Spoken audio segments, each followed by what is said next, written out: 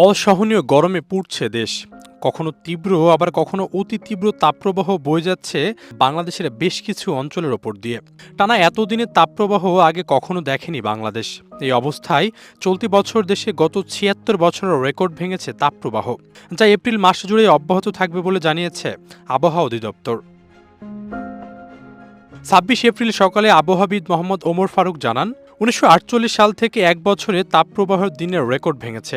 গত ৭৬ বছরের ইতিহাসে এবারই প্রথম দীর্ঘ সময় ধরে তাপপ্রবাহ বইছে বাংলাদেশে।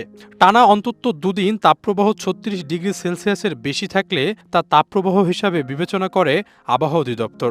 আর ৪২ ডিগ্রি সেলসিয়াসের বেশি তাপমাত্রাকে অতি তীব্র তাপপ্রবাহ হিসাবে ধরা হয়। চলতি এপ্রিলে টানা ২৪ দিন ধরে তাপপ্রবাহ বয়ে যাচ্ছে। অধিদপ্তরের তথ্য অনুযায়ী রাজশাহী বিভাগে ১ এপ্রিল থেকে তাপপ্রবাহ শুরু হয়। এরপর ৪ এপ্রিল পর্যন্ত বিভাগটির তাপমাত্রা ৩৬ থেকে ৩৯ ডিগ্রি সেলসিয়াস রেকর্ড হয়।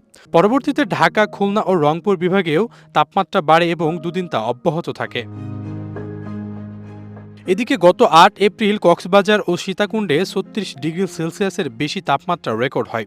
তবে ৯ ও ১০ এপ্রিল সারা দেশে তাপমাত্রা ৩৬ ডিগ্রি সেলসিয়াসের নিচে ছিল। এরপর ১১ এপ্রিল থেকে উষ্ণতা সারা দেশে ছড়িয়ে পড়ে, যা এখনও অব্যাহত রয়েছে। তাপমাত্রা সবথেকে বেশি ভোগান্তিতে পড়েছে নিম্ন আয়ের খেটে খাওয়া মানুষ। গরমে সবচেয়ে বেশি আক্রান্ত হচ্ছেন শিশুরা।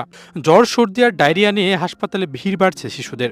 গত কয়েকদিনে শিশু হাসপাতালে ভিড় বেড়েছে বেশ। বিশেষজ্ঞরা বলছেন, বৈজ্ঞানিক প্রমাণ ও জলবায়ু সংক্রান্ত রেকর্ড থেকে বোঝা যায় গত কয়েক দশক ধরে বাংলাদেশে উষ্ণতার মাত্রা ও স্থায়িত্ব বাড়ছে।